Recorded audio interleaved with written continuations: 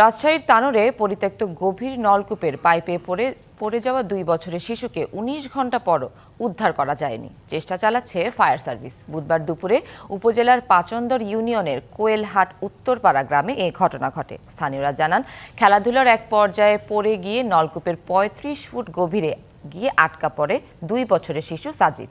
Police জানায়, বাড়ির পাশে পরিত্যক্ত ডিপ টিউবওয়েলে খেলতে গিয়ে এই ঘটনা ঘটে। ফায়ার সার্ভিস জানায়, শিশুটিকে উদ্ধারে ভেকু দিয়ে মাটির ৪০ ফুট গভীর পর্যন্ত খননের কাজ চলছে। এ পর্যন্ত ২০ থেকে ২২ ফুট খনন হয়েছে। ফায়ার সার্ভিসের ধারণা, শিশুটি এখনও জীবিত। দ্রুত উদ্ধারে রাজশাহী ও চাঁপাইনবাবগঞ্জ থেকে বিশেষায়িত উদ্ধারকারী দল যোগ দিয়েছে। আটকে পড়া শিশুটিকে অক্সিজেন সরবরাহ করা হচ্ছে।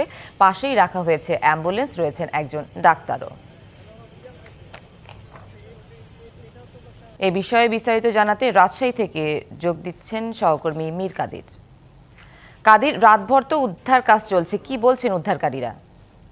সুনন্দা, প্রায় 18 ঘন্টা হয়ে গেছে কিন্তু উদ্ধার কার্যক্রম আমরা ফায়ার সার্ভিসের যে কর্মকর্তা আছেন তাদের সাথে আমরা কথা বলেছি। তারা যেটি বলছেন যে তারা প্রথমে ধারণা করেছিলেন যে 40 ফিট নিচে শিশুটি থাকতে পারে। এ কারণে তারা কিন্তু 40 ফিট গর্ত করে তারা মাটি খুঁড়েছেন। 40 ফিট মাটি খুঁড়ে তারপরে তারা সুড়ঙ্গ কেটেছেন, কিন্তু সুড়ঙ্গ কাটার পরে কিন্তু বাচ্চাটিকে নির্ণয় করা যায়নি, বাচ্চাটিকে পাওয়া যায়নি। এর আগে কিন্তু গতকাল রাতে কিন্তু তারা বিশেষ ক্যামেরা দিয়ে দেখেছিলেন 35 ফিট পর্যন্ত কিন্তু সেই ক্যামেরাটি গিয়েছিল এবং সেখানেও কিন্তু বাচ্চাটিকে দেখা যায়নি, সেখানে কিছু খড়কুটো গিয়েছিল। আপনারা দেখতে পাচ্ছেন সুড়ঙ্গ কাটার পরে যখন আসলে তাকে পাওয়া যায়নি তখন কিন্তু উপর থেকে মাটি কাটা হচ্ছে, অর্থাৎ যে নলকূপ বা যে পরিত্যক্ত নলকূপটি ছিল সেটির উপর থেকে কিন্তু মাটি কেটে কেটে ফেলে দিয়ে আসলে বাচ্চাটিকে উদ্ধারের চেষ্টা করা হচ্ছে। তবে তারা যেটি বলছেন, তারা কিন্তু এখনো পর্যন্ত ফায়ার সার্ভিসে যারা উদ্ধারকর্মীরা আছেন তারা কিন্তু বাচ্চাটি আসলে কত ফিট নিচে আছে এখনো পর্যন্ত সেটি তারা নির্ণয় করতে পারছে না। এবং এই যে এই নলকূপটি কিন্তু পরিত্যক্ত নলকূপ ছিল, সে কারণে ওই নলকূপের আসলে গভীরতা কতটুকু সেটিও কিন্তু নির্ণয় করা যাচ্ছে না, কেননা ভিতরে অনেক খড় এবং মাটি জমে কিছু খড় আছে আর কি, বা ময়লা আবর্জনা আছে, যে কারণে আসলে নির্ণয় করা তাদের জন্য কঠিন হচ্ছে। এ কারণেই মূলত তারা মাটি খুঁড়ে উপর থেকে মাটি ফেলে আসলে বাচ্চাটিকে বের করার চেষ্টা করছে। হিরন আরো মিনারেল ওয়াটার মাত্র 50 পয়সায় প্রতি লিটার। আমরা একজন সাথে কথা বলবো, আপনি একটু বলবেন যে আসলে এখানে আপনারা কি দেখলেন বা কিভাবে কি ঘটনা ঘটেছে, কতটুকু জানেন?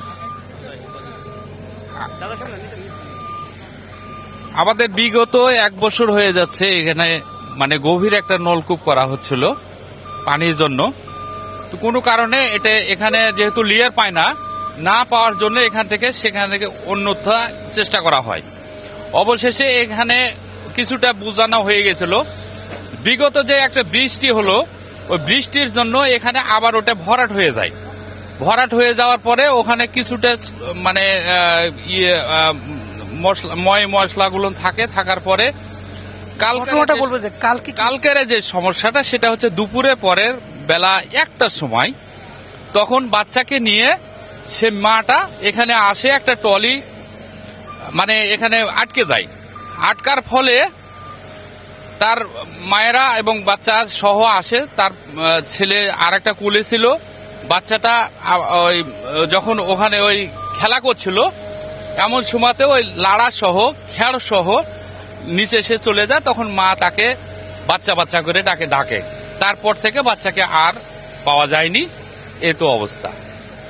তো এলাকাবাসী যেটা বলছিলেন যে গতকাল দুপুরে তারা বাচ্চাটি যখন মায়ের সাথে এখানে আসে তখন মায়ের সাথে মূলত একটা কাজের ট্রলি দেখতে এসেছিল, তখন সে হঠাৎ করে যখন মায়ের কাছ থেকে যখন সে চলে যায় তারপরে কিন্তু সে ওখানে পড়ে যায়। তারপরে কিন্তু আমরা তার মায়ের সাথে কথা বলেছি।